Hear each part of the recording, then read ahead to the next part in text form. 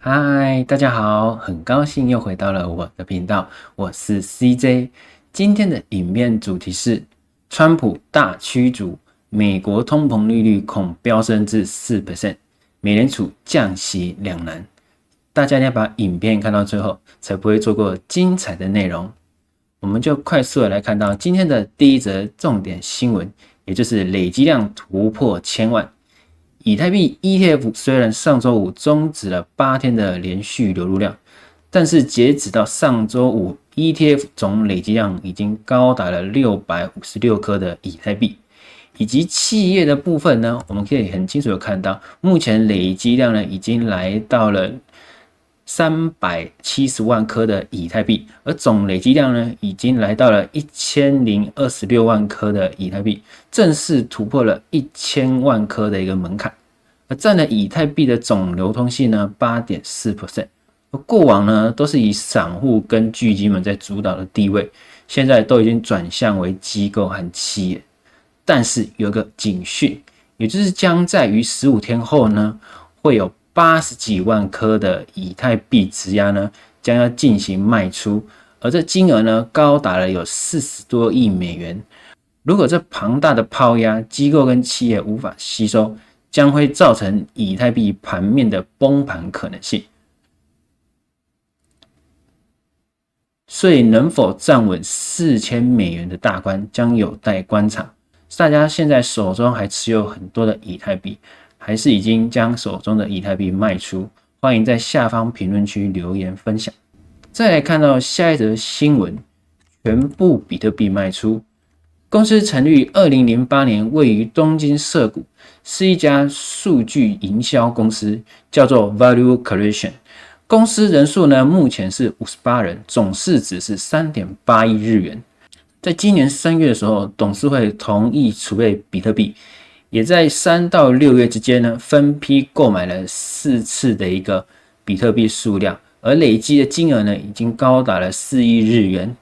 总共累积的有23颗的比特币，而预计呢，要在7月至12月这之间呢，又要以1亿日元呢，再购买更多的比特币。但是就在8月15号。公司储备的比特币一次的卖出，平均价格呢是在116000美元，而总获利呢是5200万日元。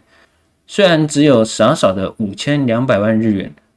但是对中小企业的 value creation 是有很大的帮助，因为他们只是使用多余的公司的盈余来购买比特币，并且比特币的波动是高波动，以及需要长期购买。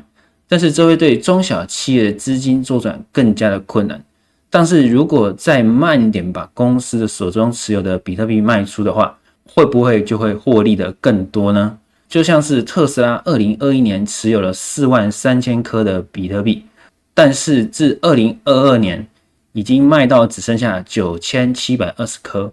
可是就以历年比特币的走势来看，当初他们卖的比特币的数量呢，都是在熊市的低点，等于是卖飞了，所以到现在特斯拉从未卖出，还累积到了11509颗的比特币。也就是说，如果比特币在这1-2个月冲到15万美元的话，会不会让 Value Creation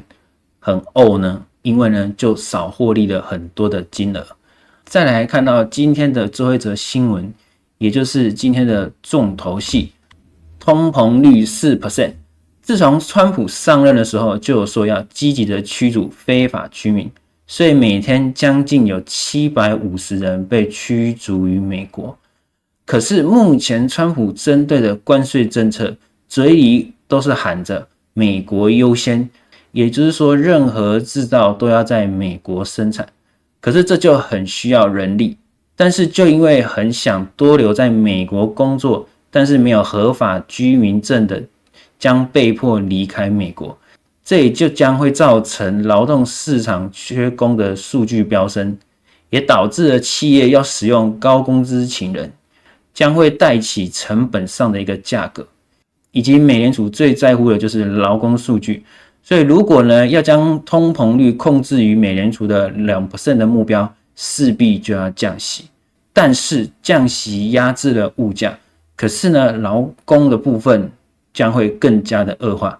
反观，如果美联储不降息，要等劳工数据趋缓再考虑降息，将会造成物价指数的飙升。这也就是华尔街投资人目前所担心的问题，可能会在2026年通膨率飙升到 4%， 以及回到了1970年代的美国高物价低成长的局面。接下来最重要的就是下周21到23号的杰克逊霍尔的全球央行年度会议，美联储主席鲍威尔将于8月21日说明未来美联储的动向。如果还不清楚什么是全球央行年度会议，可以看我上周日的降息玄机那部影片。这样大家会不会觉得明年2026年熊市的一个爆点就是通膨率飙升 4%？ 欢迎在评论区留言分享你们的看法。那我的影片就到这边，喜欢我今天的影片的观众一定要给我订阅、按赞、分享，并且开启小铃铛，才不会错过重要的加密货币资讯。那我们明天见，拜。